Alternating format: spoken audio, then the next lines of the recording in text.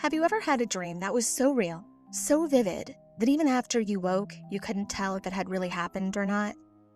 I mean, haven't we all at some point? But have you ever had a dream that came true? Let's say you have a dream where you're standing in a place that you've never been before.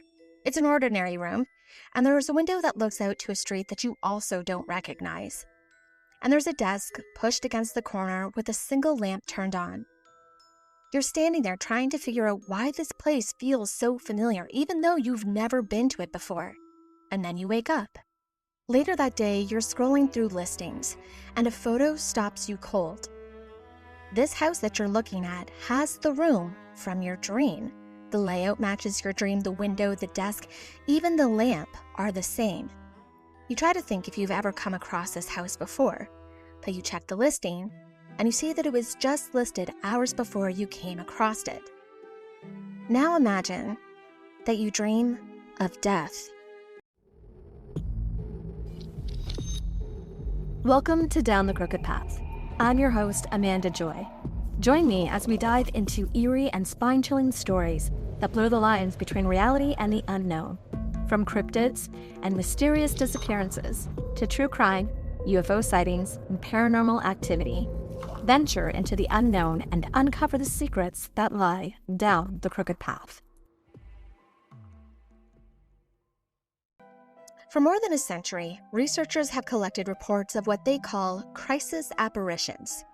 These are experiences where someone sees or senses a person that they care about at the same time that person is dying or in sudden danger.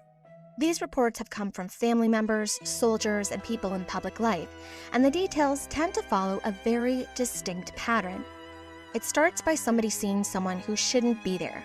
A person feels, without any information, that something is about to happen to them.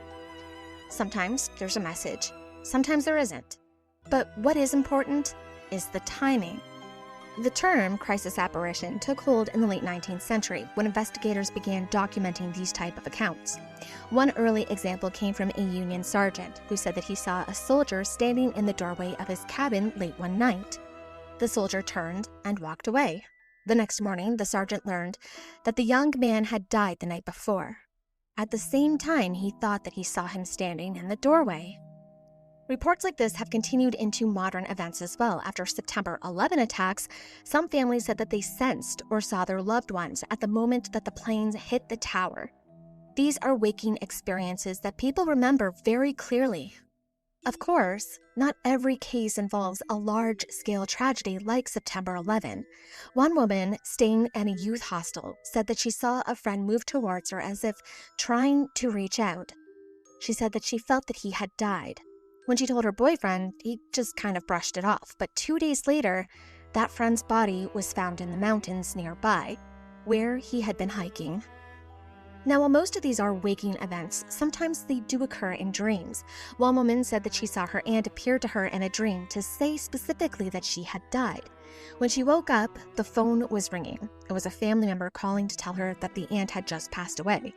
Now, she had no way of knowing this while she was sleeping.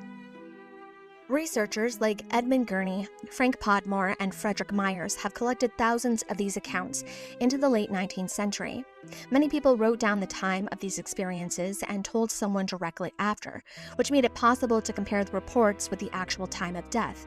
In some cases, more than one person reported seeing the same individual at the same moment. Crisis apparitions, however, are not the only paranormal experience that is connected to death. I'm not talking about ghosts or messages from the great beyond. This is more like a warning that appears out of nowhere, a dream that seems perhaps a bit too real, seeing something ominous, or a sense that something sinister is coming. Researchers refer to these as premonitions, and there is one event that created quite a stir around them. In 1966, Aberfan was a small Welsh village built along the slope of the Taff Valley. Rows of terraced houses sat very close together with narrow streets and a view of the green hills on either side. This was the kind of place where families stayed for generations. People worked, raised kids, and ran small shops. But the real center of life wasn't the storefronts or the homes. It was the coal mine. Aberfan was one of 3 villages connected to the Mearth Valley Colliery, a massive underground mine that employed around 800 men from the area. Coal was the main source of income for the community, but it also created a problem that everyone could see. When the miners cut into the earth, they pull out rock, dirt, and waste along with the coal. All that material has to go somewhere, so it's dumped into large piles on the hillsides above the village. These piles are called spoil tips. By 1966, the Mearth Valley Vine had 7 spoil tips. The largest one, Tip 7, sat on a slope directly above Aberfan. It grew a little every year and eventually reached more than 100 feet high. From the village, it looked like a dark mound rising above the houses. It wasn't a natural hill. This was loose waste and it could shift. Tip 7 had also been built on a natural spring, which meant the ground underneath it was always wet, and rain would make the situation worse. Too much water could cause the material to move, and if it moved, it would come straight down the hill towards the village. The Pantglass Junior School sat directly in its path. Now, the locals, they had been concerned about the tip for years. In 1963, a mining engineer wrote the National Coal Board to warn them that Tip 7 was a hazard for Aberfan, especially the school. But, of course, the Coal Board dismissed the concern. They didn't want the cost of relocating the tip, and the workers worried that pushing the issue might lead to the mine being shut down. Coal was already losing ground to oil, and a closure would have devastated the town. So, the warning went ignored, and life just went on. In general, spoil tips have a very long history of instability. Earlier tips had been built on streams and springs, something that was well known in the area and was even marked out on maps going back to the 1800s. Tip 4 had even slipped once during the 1940s, sliding more than 1,000 feet down the slope and stopping right before the village. Tip 7 had actually already shifted twice in 1963, but the Coal Board insisted that these were minor surface movements and not a sign of a deeper instability. This particular year, Aberfan had received heavy rain. Flooding was common, and residents often complained that the water running through the village was black and oily from the mine waste.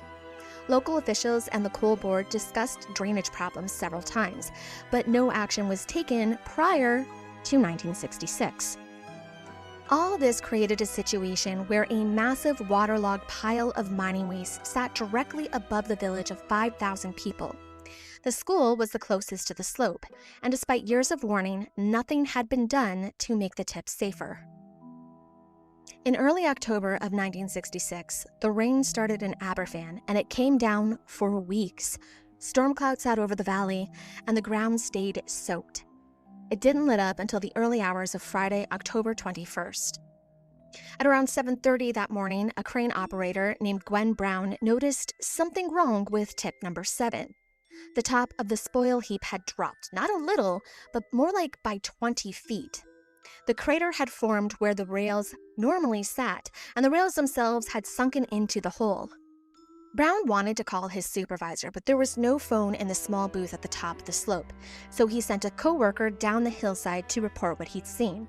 By 9 o'clock, engineers had come up to take a look. They decided that the situation was unstable enough that dumping in tip 7 should stop for the day. They told Brown to move his crane and left. Brown, however, stayed behind. As he watched the crater, he saw the surface begin to rise. The wet material lifted until it reached the top of the mound, and then it moved forward in a single mass. There was no way for him to warn anyone. At that exact same time, students at Pantglass Junior School were settling into their classrooms. It was the last day before their fall break, so they only had a few hours of lessons left before an entire week off. At about 9:15 a.m., a loud roar came from the hillside. Witnesses later compared it to the sound of a low-flying jet. A large section of tip 7, saturated with water, broke away and moved downhill. About 150,000 tons of waste slid towards the village. The flow hit a row of cottages first, destroying them and killing the people inside. It kept moving, gaining speed as it reached the school. Inside the classroom, lights flickered, the building shook, and then everything went dark. The school had been buried. People came running towards the school. Parents clawed at the debris with their hands. They could hear children calling out from below, but the material was too deep and too heavy. Within minutes, the slurry began to harden. Rescuers didn't give up, though. They kept digging. A few children were pulled out alive, 10 in total. 4 teachers survived as well. But by 11 a.m., less than 2 hours after the slide, no more survivors were found. Anyone who hadn't been killed immediately had already suffocated. Rescue workers continued to recover bodies and bring them to a nearby chapel for identification. When the search ended, 116 children were dead, mostly between 7 and 11 years old. 5 teachers had also died. Obviously, the disaster shocked the United Kingdom and drew attention around the world. Aberfan itself was devastated. Families wanted accountability, but they never received it. The National Coal Board was found responsible, but nobody faced any consequences. No one lost their jobs, and the community was left to rebuild on its own. People from all over the world arrived in Aberfan to help. One of them was a 42-year-old psychiatrist named Dr. John Barker. He worked at a psychiatric hospital in Shropshire and had a reputation for mixing traditional training with contemporary ideas. He'd gone to Cambridge, but he had pushed for updates on how mental health was understood and treated. He was also interested in how unusual experiences affected the mind. At the time, Barker was studying something that he called psychic death. These were cases where a person would visit, say, a fortune teller or a psychic and was told the date that they would die. Then died on that date, not from illness or injury, but they basically just collapsed under the stress of the prediction and believing it. We actually touch on this idea back in episode 3 of season 1, when we covered the mysterious death of Christopher Case. He was a Seattle music exec who had become convinced that someone, a witch, had cursed him. He told his friends he believed that he was going to die and spent his last days terrified, performing protection rituals and refusing to sleep. When the police found him, he was dead in his bathtub, and there was no sign of any foul play. No medical condition could explain what happened to him. He simply collapsed alone in his apartment after days of fear and exhaustion. Baker would have called that a form of psychic death. So obviously Barker's career was unusual for a psychiatrist of his time. He admitted that he was often pulled between a rational clinical approach and a curiosity about things that didn't have a very clear medical explanation. He said that idea and tension started when he was young, after hearing stories that his father told about strange events that he claimed to have witnessed during the First World War. Now, his father wasn't someone who exaggerated, so Barker never forgot these stories.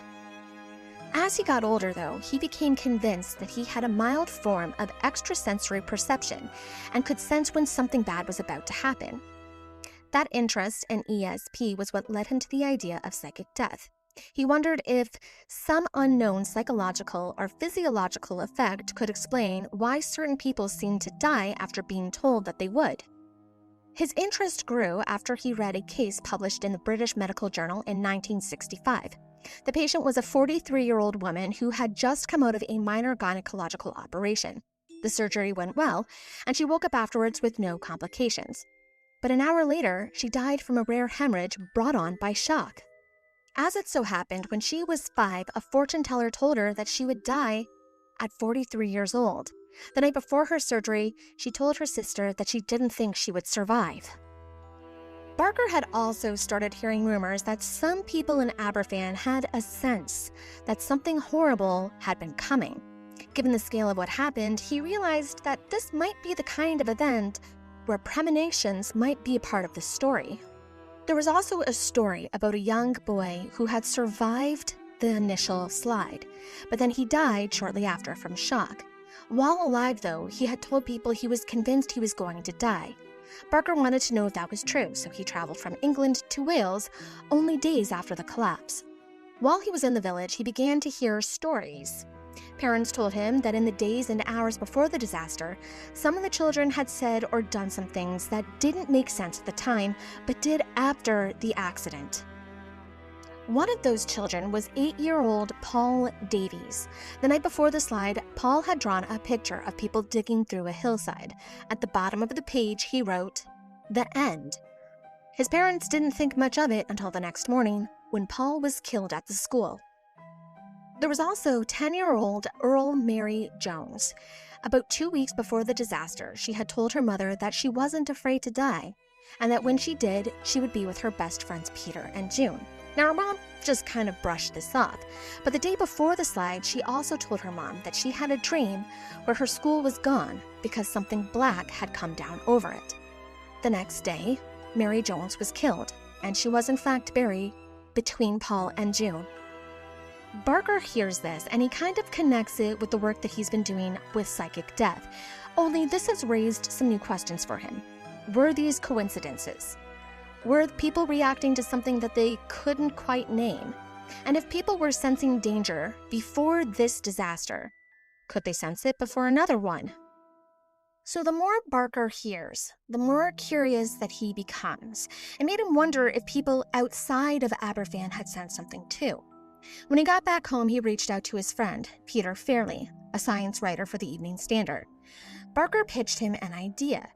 If people really had premonitions, well, they needed a way to collect them. They needed a public call asking anyone who believed that they'd had a dream or vision about the disaster to write in. Fairley agreed, and on October 28th, the paper ran the request. What happened next kind of surprised them both. Over the next 2 weeks, the Evening Standard received 76 replies. Most came from people who had never been to Aberfan and had no connection to the village at all. 16 letters were dismissed right away. The remaining 60 seemed sincere. People described dreams, visions, or sudden thoughts that they had in the days before the slide. Barker was fascinated. He called these people precipitants, meaning individuals who believed that they had sensed something before it happened. To be cautious, he narrowed the 60 letters down to 35 that seemed the most specific and credible. What stood out the most to him was how many of these people had no relationship to Aberfan, no family there, no friends. Many of them had never even heard of the village before, yet their dreams and visions included details that lined up perfectly with the disaster. Black waste coming down a hillside, adults digging, people in Welsh clothing or miners' uniforms, and children crying, running, or being overtaken by something dark and heavy. Some of these precipitants even mentioned the name Aberfan. One man dreamed the word lighting up in front of him. Another heard it spoken by a child who wasn't there. Now, to make sure that none of these were after-the-fact inventions, Barker had asked the 35 people for proof that they had told someone about their dreams or visions before the disaster. 24 people could provide sworn statements from friends or family. 7 of those 24 also reported physical or emotional symptoms after their premonition, like anxiety, sadness, a sense of dread, even a choking feeling, symptoms that disappeared once they learned about what happened in Wales. One of those 7 was 54-year-old Mary Hennessy. The night before the disaster, Mary dreamed of children trapped in 2 rooms trying to get out. Wooden bars blocked their way. One child finally escaped, and she saw adults running towards the same place, crying. The dream was so vivid it woke her up. Her first thought was of her grandchildren, even though they didn't live in Aberfan and were only toddlers, so she called her son a few hours later and told him to keep a close eye on the kids that day. She spent the morning feeling unsettled until she heard the news that evening. Another precipitant was Caroline Miller, a 47-year-old woman from Plymouth. She said that she saw the entire disaster in a vision the night before. She described a small school at the bottom of a valley and somehow knew it was in Wales. She saw an avalanche of coal coming down the hillside as a little boy watched and cried. Standing next to him was a rescue worker wearing a cap with a peaked brim. The next day, when she saw the news, she recognized the boy and the rescue worker in the same hat being interviewed.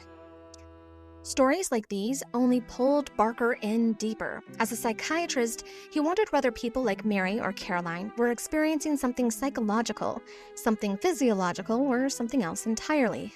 Barker believed that the Aberfan responses showed that premonitions were worth taking seriously.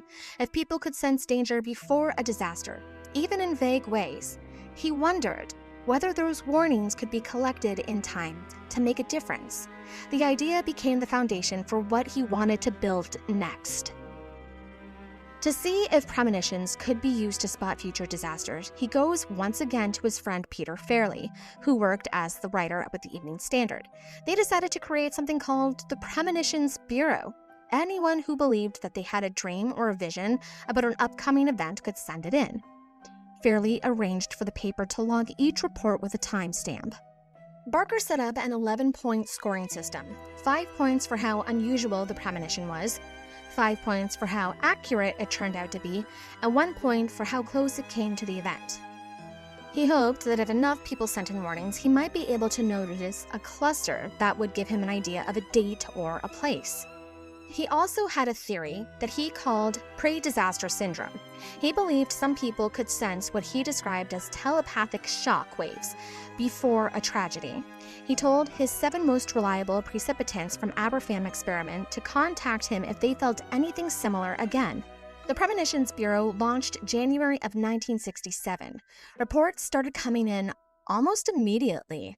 Most were vague and didn't really go anywhere. A few months after, one of Baker's original precipitants reached out with something specific. On March 21st, 1967, at 6 in the morning, 44-year-old telephone operator Alan Hencher called Barker. He said that he had a vision of a plane crash. He believed the aircraft could carry around 123 or 124 people and that no one would survive. Barker wrote down, and then he waited. A month later, a Swiss Globe Air Britannia jet attempted to land in Nicosia, Cyprus during a thunderstorm. The first attempt failed. The second attempt, the plane struck the hillside and broke apart. 126 people were killed. The Evening Standard ran the story about Alan's warning next to the coverage of the crash. Also, on the same day the Evening Standard announced the Bureau, a separate incident drew in attention to the idea of forewarnings. Donald Campbell, the world record holder for land and water speed, had been preparing for another attempt on the Coniston Water. The night before, he told a friend that he had a bad feeling about it. The next day, his boat flipped during the run and he was killed. However, his body wasn't recovered until 2001. Now, Campbell's death was unrelated to the Bureau, but it brought even more eyes to the project. Within 2 days of the Bureau's launch, Barker had 20 new warnings of possible disasters.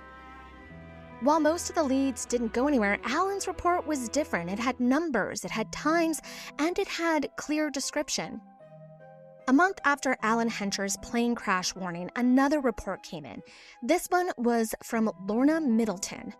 She was one of the original people who wrote in about the Aberfan disaster premonitions. And on April 23, 1967, she sent in a vision of an astronaut headed to the moon. She wrote that the mission would end in tragedy. She said that the astronaut looked terrified, and she even included a drawing of him crouched inside a small spherical craft. Now, while her letter is on the way, cosmonaut Vladimir Kamenov is already in orbit on the Soyuz-1 spacecraft. He was on his 12th pass around Earth. The plan was for a second Soyuz to launch the next day so 2 cosmonauts could transfer between the vehicles and return separately. This was a complicated mission, and very little of it had been shared publicly. Mostly because there had been concerns about the flight before it even launched, and problems started almost immediately. The second Soyuz launch was canceled, and Vladimir was told to rest and prepare to come home. His first 2 attempts to re-entry failed when the engines didn't fire. The spacecraft bounced back into orbit. Now, he made it through on the 3rd attempt, but the parachutes didn't deploy, and the Soyuz hit the ground in southern Russia. The wreckage caught fire, and Vladimir died inside. Looking for your next obsession? The Creators Collective Podcasts is your gateway to the dark, the chilling, and the downright fascinating. We're a community of independent podcasts with one goal: to share the best in true crime, paranormal tales, folklore, and unexplained mysteries. Whether you crave cold cases that won't stay closed, haunted histories that refuse to be forgotten, or stories that make you sleep with the lights on, there's a show waiting for you in the collective. And when you join us, you're not just listening to one podcast. You're stepping into a world of creators who love this stuff as much as you do. Check out the Creators Collective today. Follow the link in our show notes to discover your next favorite podcast. We'll be waiting for you. Later that year, on November 1st, Middleton contacted Baker again. This time she had a vision involving a railway incident, and she believed that it involved a train headed into London. She said she saw a crowd on a platform and the words, "Charging Cross," lit up. 4 days later, a train entering London derailed, and 49 people were killed. By the end of the Bureau's first year, Barker had received around 469 premonitions. Now, some of them involved disasters, but most of them were about smaller things, including horse racing and gambling. Only a small of them, though, matched descriptions to anything that actually happened. Behind the scenes, the tone of the Bureau was starting to change.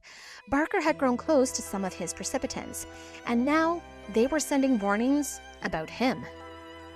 So the night that the plane went down in Cyprus, Alan Hencher, he calls Barker in a panic, and he told him to check his gas supply. He said that he'd been worried about him all day. Barker told him he didn't have a gas supply, and then he asked Alan if he thought his life was in danger. Alan said yes. So Barker tells Middleton what Hencher had said, and after that, she starts having visions about Barker's death. That went on for almost a week. She kept seeing Barker's head and shoulders next to her dead parents, and she took that as a sign he was going to die soon, although she didn't have anything more specific. Now, Barker, he's scared, but he's also curious. Remember, earlier in his career, he studied cases where people died after being told that they didn't have long to live, so he knew he shouldn't focus on his own death.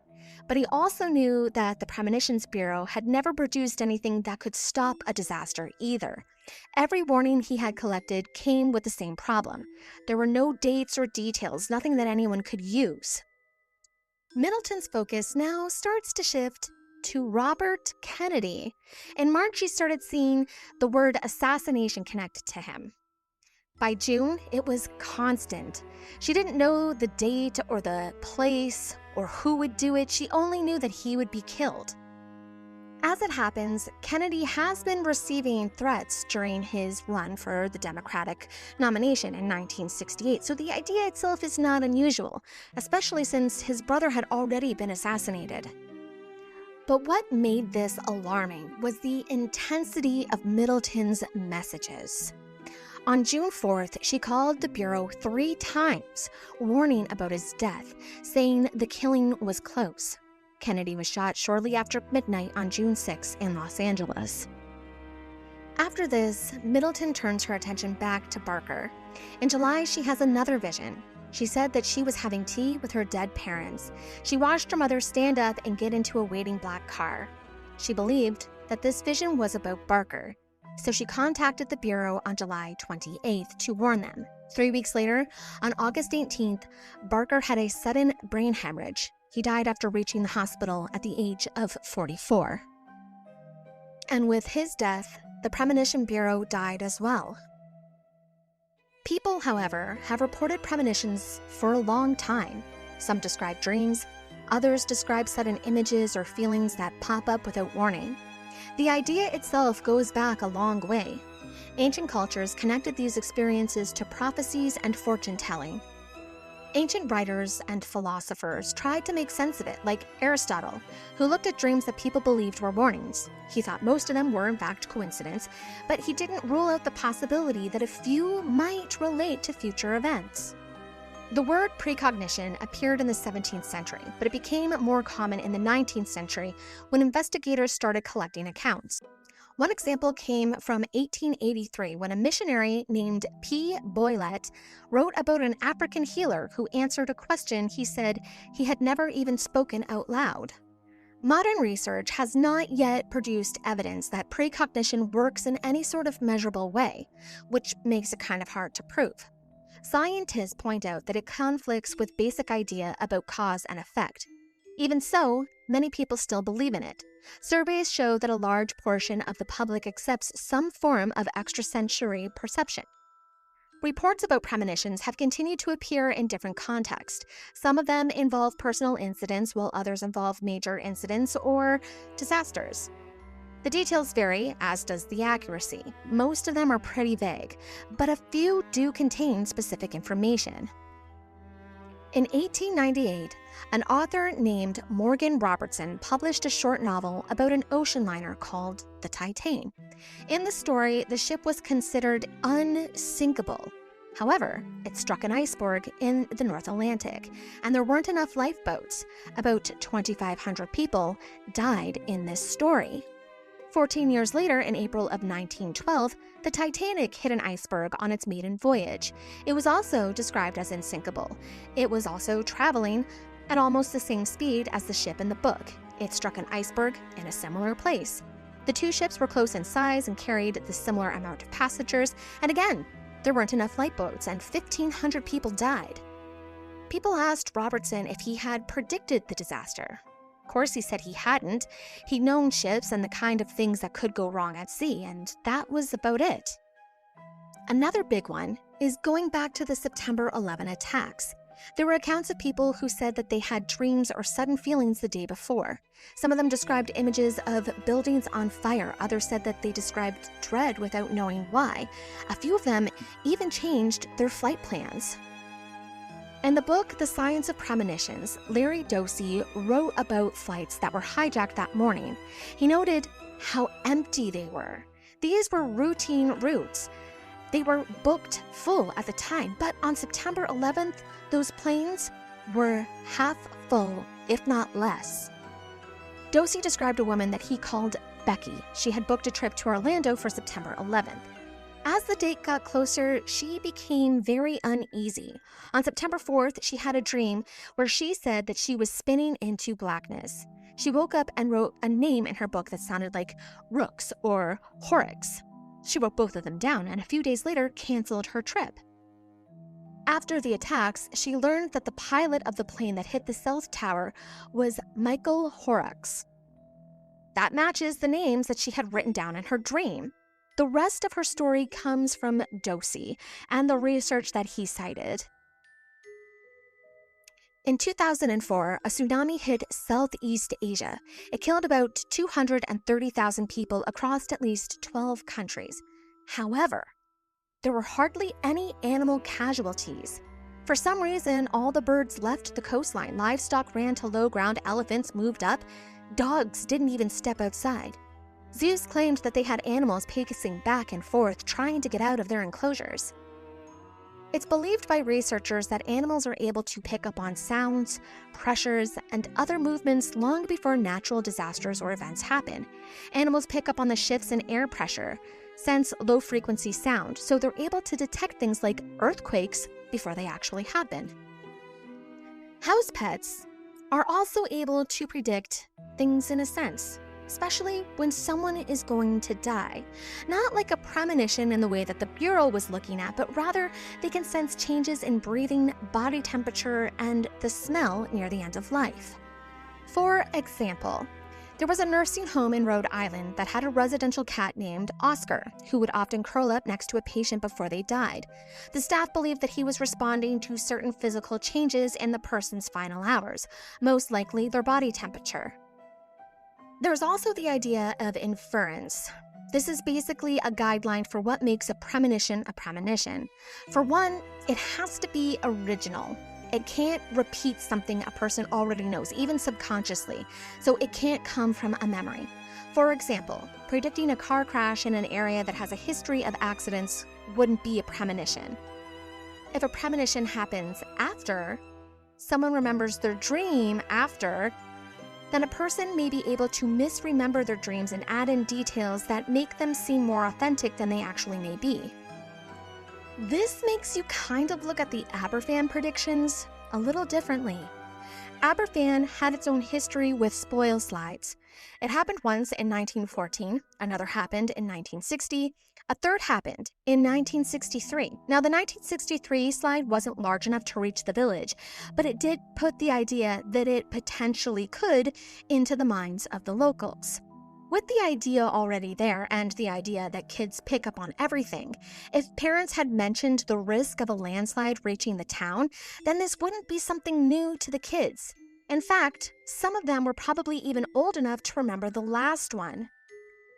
However, there were people outside of Aberfan who claimed that they had never even heard of Aberfan, that were reporting dreams of blackledge and children crying. These accounts did come from all over as well.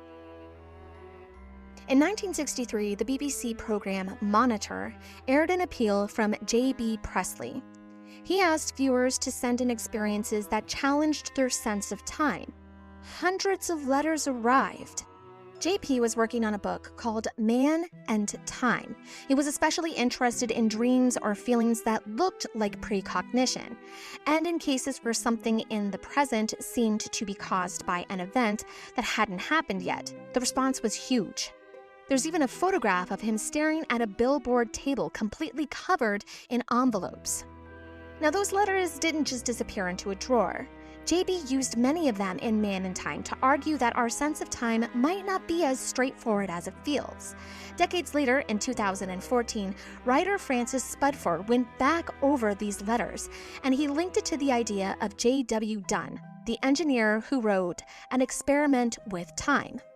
In this book, there are claims that some dreams let people experience future events before they happen. In 1965, J.W. Lambert outlined 5 criteria for evaluating a precognitive dream.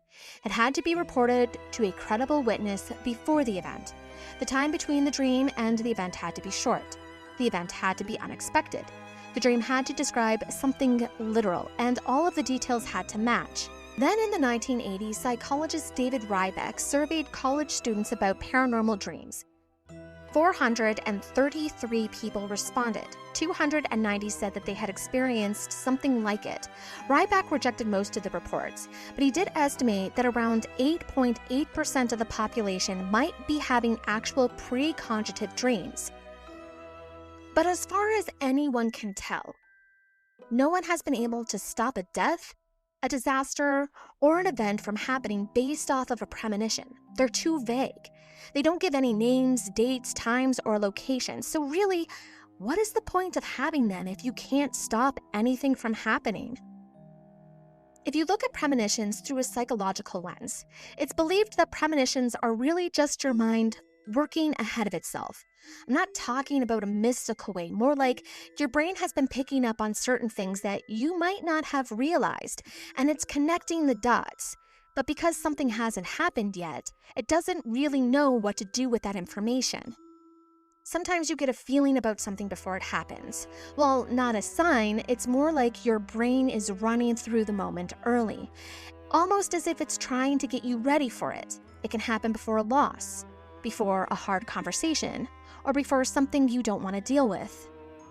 Your brain is able to notice things that you don't consciously register, like a tone of someone, or changing up their routine, or the way a person might pause before answering you.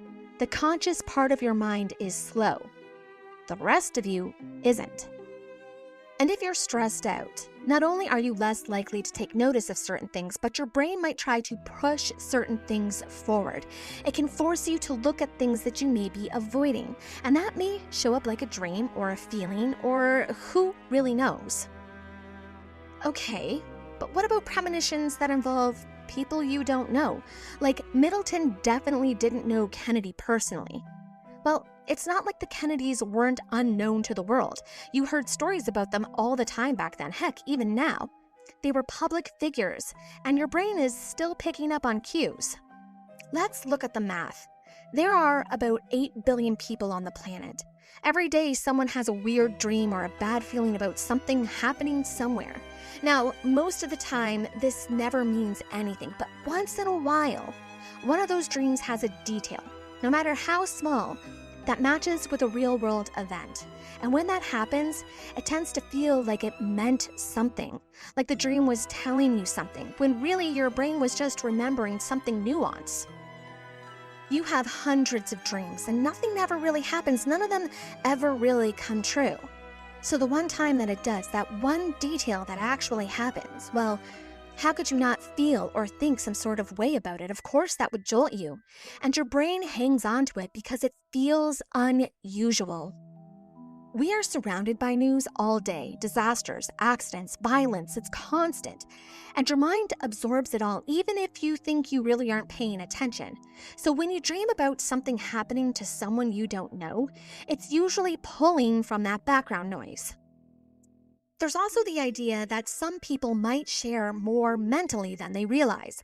Carl Jung talked about a shared mental space between people. Some think that during deep sleep, the mind brushes up against whatever is happening to others while they sleep, especially during big emotional events. Now, this isn't proven, but it's an idea people turn to when more plausible explanations don't explain anything. And another thing, we dream a lot more than we actually realize. The only way to remember your dream is if you wake up in the middle of it. And even then, you only remember the really interesting parts. Most dreams are about stressful things or things that have happened in real life. So it's easy to think back and decide that you had a dream about something even if you didn't. And when it comes to events as awful as Aberfan, you expect people to wonder if anything could have stopped it. Beyond a corrupt corporation saying no to safety regimens, you expect questions about warnings, dreams, and the people who said that they felt something before it happened. The big question, how people predict things, why we want to believe they can, and what it means when they can't. Sometimes, never get that answer. Remember, always listen to your dreams. They may mean more than they seem. Thank you for joining me down this crooked path. I'm your host, Amanda Joy. Until the next journey. Follow the path further. If this episode left you lingering in the shadows, there's more to explore. Follow at Down the Crooked Path on TikTok and Instagram for haunting visuals, behind-the-scenes lore, and updates on upcoming episodes. Every post is another breadcrumb deeper into the strange, the forgotten, and the beautifully unsettling. Stay curious and keep walking.